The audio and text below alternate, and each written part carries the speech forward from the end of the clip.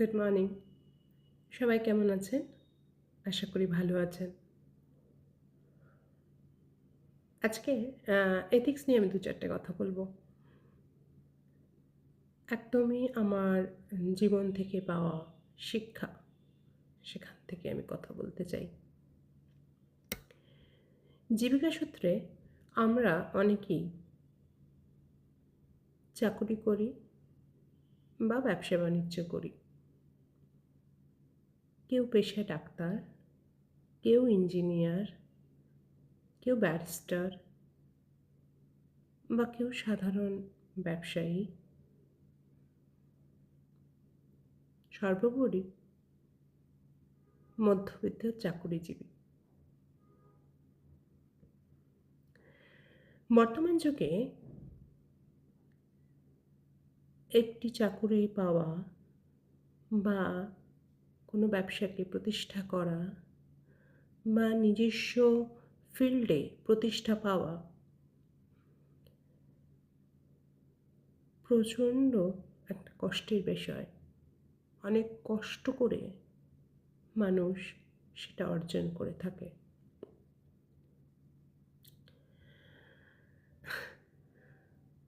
এখানে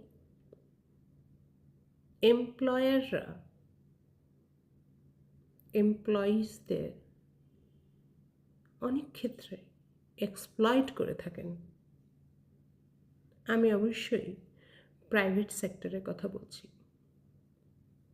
গভর্নমেন্ট সেক্টরে আমার কোনো অভিজ্ঞতা নেই, তো আমি সেই বিষয়ে কোনো কথা বলতে চাই না। কিন্তু প্রাইভেট সেক্টরে আমার পার্সোনাল এক্সপেরিয়েন্স এর থ্রুতে আমি বলতে চাই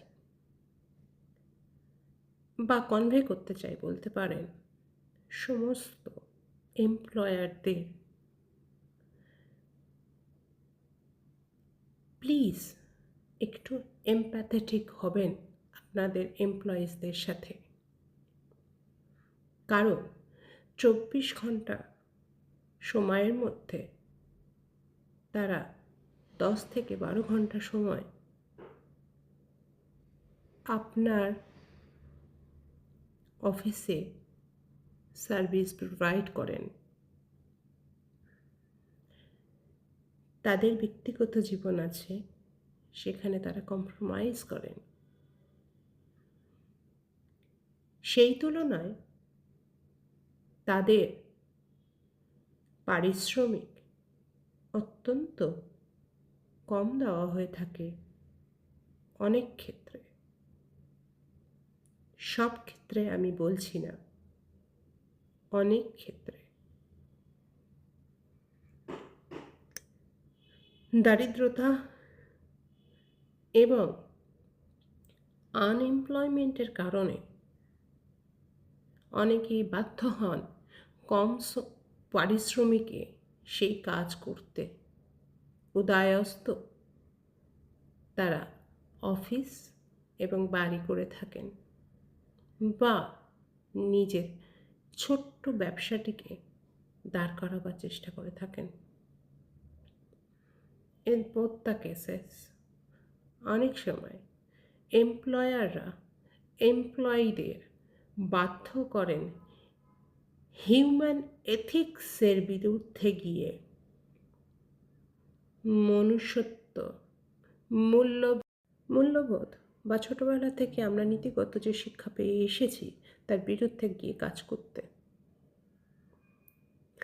আমার একটা রিকোয়েস্ট, এই যে সমস্ত ছোট ছোট প্রাইভেট সেক্টরগুলো যারা এমপ্লয়ার, তারা এই যে একটা অন্যায় কাজ তাদের এমপ্লয়িদের দিয়ে করান তাদের এথিক্সের বিরুদ্ধে গিয়ে, তাহলে তাদের বিরুদ্ধে কি এমপ্লয়ারদের গর্জে ওঠা উচিত নয়?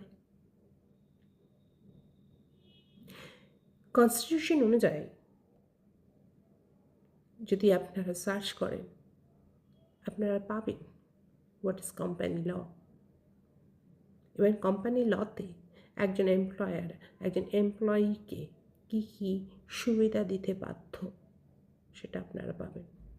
ইয়েস, এখন আপনারা অনেকেই হয়তো বলতে পারেন যে আমাদের উপায় নেই, আমরা অনেক কষ্টে এই চাকরিটি পেয়েছি, আমাদের দক্ষতা আছে কিন্তু অন্য জায়গায় আমরা চাকরি পাইনি, সেই জন্য আমাদের এই চাকরিটা করতে হবে। হ্যাঁ, সহমত, আমি সহমত আপনাদের সাথে। কিন্তু বিশ্বাস করুন, যদি আপনার দক্ষতা থেকে থাকে তাহলে আপনি অন্য জায়গায় অবশ্যই চাকরি পাবেন, বা আপনার যদি সৎ প্রচেষ্টা থাকে আপনার নিজস্ব ব্যবসাকে আপনি সহজভাবে দাঁড় করাতে পারবেন। বিশ্বাস রাখুন সৃষ্টিকর্তার উপর, সৃষ্টিকর্তা উইল হেল্প ইউ। বাট এইসব এমপ্লয়ার যারা আছে, যাদের কোনো এথিক্স নেই, তারা তাদের বিরুদ্ধে গর্জে উঠুন প্লিজ। তারা ওভারটাইম করায় কিন্তু তার টাকা দেয় না। ইয়েস, এটা খুব সত্যি ঘটনা। আমি বলছি না সব প্রাইভেট সেক্টর খারাপ, কিছু কিছু খারাপ। এই কিছু কিছু খারাপে যারা এমপ্লয়ি, তাদের কাছে আমার রিকোয়েস্ট, যদি আমরা সবাই মিলে গর্জে উঠি তাহলে আমরা এমপ্লয়ারদের এগেনস্টে দাঁড়াতে পারবো। সবথেকে ভালো সমাধান হচ্ছে চাকরিটা ছেড়ে অন্য চাকরি জয়েন করা, কিন্তু যতক্ষণ না আপনি পাচ্ছেন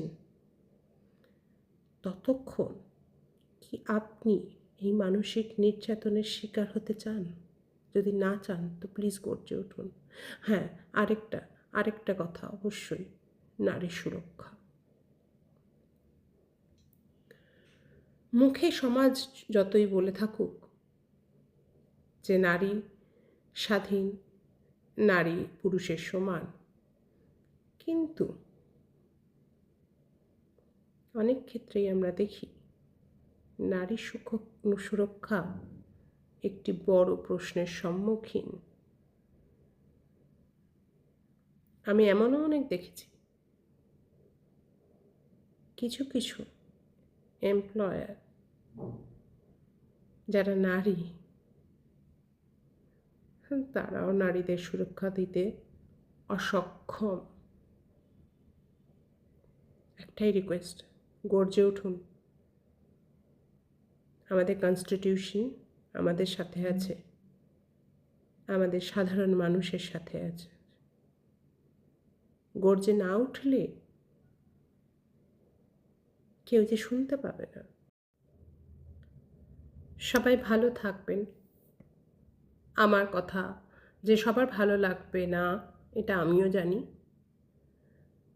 যাদের ভালো লাগবে না তারা ইগনোর করবেন, আর যাদের মনে হবে যে আমি যে কথাগুলো বলেছি তার মধ্যে কিছু হলেও, কিছু পার্সেন্টেজ হলেও সত্যি, চেষ্টা করবেন সেই সব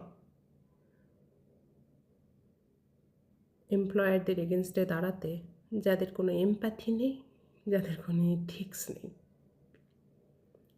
সকলে ভালো থাকবেন। ধন্যবাদ।